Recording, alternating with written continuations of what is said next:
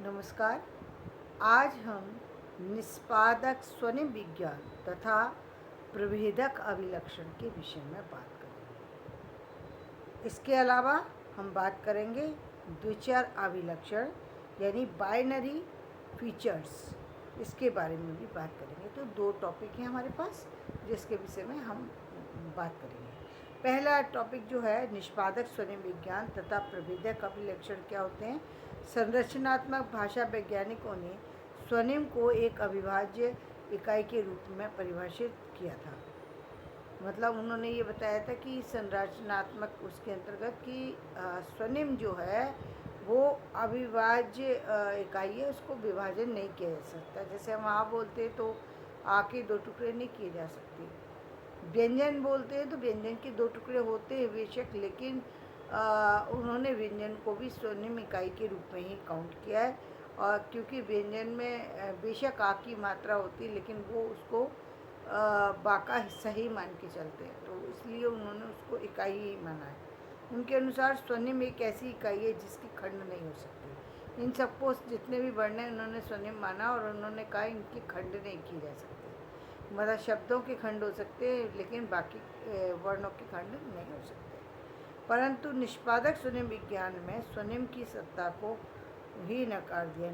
लेकिन निष्पादक जैसे हम ये कहते हैं कि एक पहले ज़माने में ये कहा जाता था कि एक महिला जो है उसको हम कहते थे संतान उत्पत्ति नहीं हो सकती, यानी उसको हम बांझ कह दिया करते थे। लेकिन आज का ज़माना क्या कहता है कि हम दूसरे और तरीके हैं जिनके द्वारा हम संतान उत्पत्ति कर सकते हैं। ठीक इसी तरीके से स्वनिम विज्ञान का ये सिद्धांत कहता है कि ऐसा नहीं है। निष्पादक स्वनिम विज्ञान कहता है कि इसमें अमूर्त माना गया है स्वनिम विज्ञान को, लेकिन कुछ ऐसी चीज़ें हैं जिनसे कि हम उसमें जो है उन चीज़ों का प्रयोग करके नए वर्णों का निर्माण कर सकते हैं और स्वनिम विज्ञान की संरचना को बदल सकते हैं।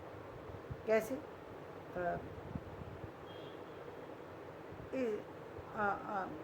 जितना कि स्वनिमिक संरचनाओं के विश्लेषण के लिए अपेक्षित है। साथ ही किसी भी स्वनिम या ध्वनि को अविभाज्य ही भी नहीं माना जा सकता। उदाहरण के लिए हिंदी में पा, फा, बा, भा व्यंजनों में यदि अंतर दिखाना हो तो हम एक ध्वनि का दूसरी ध्वनि से अंतर उसके विभिन्न अभिलक्षणों के आधार पर कर सकते हैं। उन्होंने ये 5 व्यंजन लिए और उन्होंने कहा कि इनका हम जो है इनका जो है अंतर दिखाते हैं। तो उन्होंने अंतर कैसे दिखाया? उन्होंने दिखाया कि जैसे पा है, पा को यदि हम स्पर्शी जो वो है उसके साथ हम यदि इसको प्रयोग करें तो इसका कुछ और अलग रूप होगा। ओष्ठ के साथ करें तो अलग। अघोष, अल्पप्राण और महाप्राण ये पा और फा जो है इनके इतने रूप बदल सकते हैं। पा और फा के स्पर्शी, ओष्ठ, अघोष, अल्पप्राण और महाप्राण में।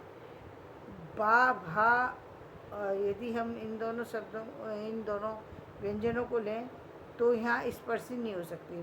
बा और भा हम इसको स्पर्शी बनाना चाहिए तो स्पर्शी तो नहीं हो सकते, लेकिन ये अघोष के रूप में, सघोष के रूप में, अल्पप्राण और महाप्राण के रूप में इनका भी निष्पादन किया जा सकता है। यानी इनको भी हम दोबारा से और नए रूप में प्रस्तुत कर सकते हैं।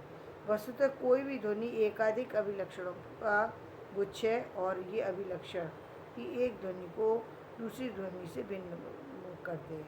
उनका कहना ये है कि कोई भी ध्वनि हो, कोई भी स्वर हो, व्यंजन हो, कुछ भी हो, वो एक से अधिक अभिलक्षणों को का गुच्छा है, यानी एक से अधिक चीज़ों के निर्माण को कर सकती है।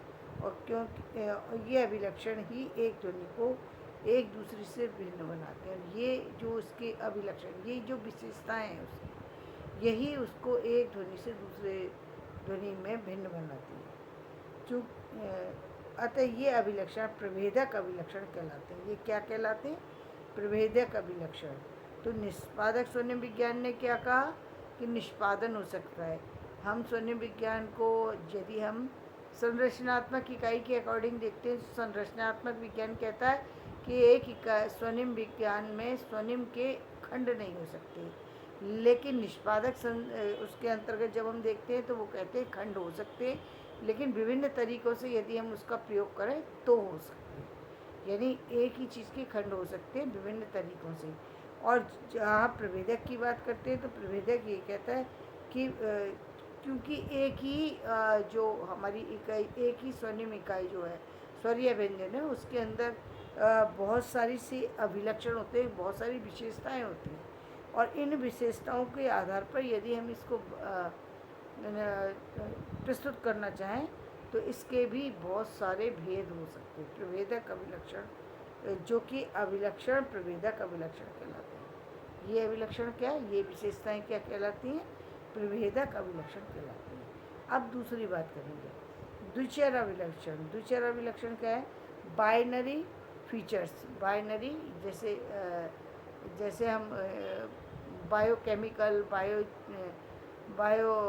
के बारे में हम जो बात करते हैं आजकल, उसी तरीके से ये बाइनरी फीचर्स क्या है। निष्पादक स्वनिम विज्ञान में स्वनिमिक नियमों को स्पष्ट करने के लिए अभिलक्षणों को ही आधार बनाया जाता है। उन्होंने कहा कि निष्पादक स्वनिम विज्ञान में इनको स्पष्ट यदि हम करना चाहें तो इसके लिए आधार क्या लेना हुआ, इसके अभिलक्षण, इनकी विशेषताओं को ही आधार बनाना पड़ेगा।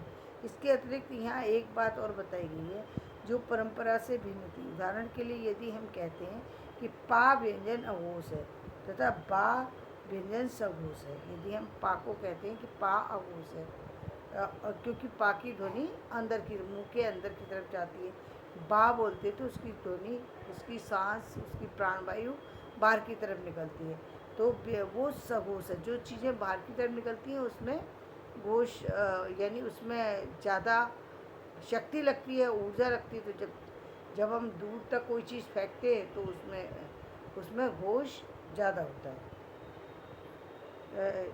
तो वास्तव में हम दो अलग अभिलक्षणों का प्रयोग कर रहे हैं।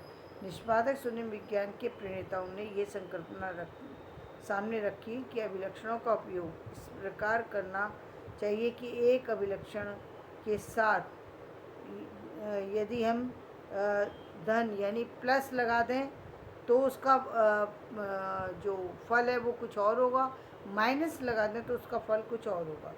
जैसे उदाहरण के लिए उन्होंने कहा कि जैसे हमने यदि घोष शब्द है और उसके साथ प्लस लगा दिया तो वो सघोष हो जाएगा, और यदि हमने घोष शब्द है और उसके साथ माइनस लगा दिया तो वो अघोष हो जाएगा। क्या बताया हमने, यदि हमने घोष एक ही शब्द है लेकिन यदि हमने उसके साथ प्लस लगाया तो वो सघोष हो जाएगा। यानी जब हमने उसको बाहर की तरफ, वही प्राणवायु है, अंदर जा रही है बाहर जा रही है, जब हमने उसमें प्लस लगा दी यानी हमने उसमें शक्ति लगा दी तो वो सघोष हो जाएगी, शक्ति नहीं लगाई तो वो अघोष हो जाएगी। इसी तरह प्लस प्राणत्व का अर्थ होगा महाप्राण। यदि हमने किसी चीज़ में ज़्यादा ऊर्जा लगा दी तो वो हो गया प्राणत्व से भरा होने के कारण महाप्राण हो जाएगा, और माइनस लगा दिया तो मतलब प्राण शब्द है, उस प्राण में यदि हमने प्लस लगाया तो प्राणत्व से महाप्राण हो जाएगा, और प्राणत्व में यदि हमने माइनस लगा दिया तो वो क्या हो जाएगा, वो हो जाएगा अल्प प्राण।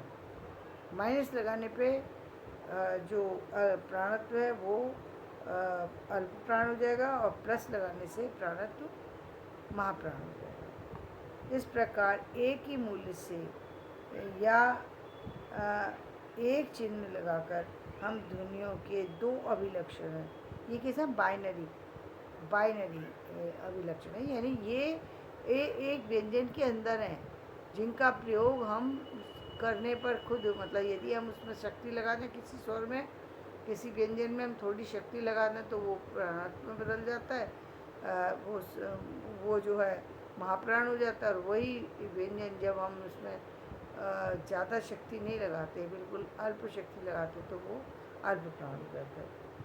तो इसे क्या कहेंगे, ऐसे अभिलक्षणों को द्विचर अभिलक्षण, दो अभिलक्षण, जिसे बाइनरी फीचर्स भी कहते हैं। द्विचर अभिलक्षण की परिभाषा है तो इसी तरीके से करेंगे। तो आज हमने दोनों चीज़ों के बारे में बताया, कल हम फिर बताएंगे स्वनिमिक नियम तथा उनकी लेखन विधि। आज हम यहीं पर समाप्त करते हैं। अपना वीडियो पसंद आए लाइक करें, शेयर करें और सब्सक्राइब करें। धन्यवाद।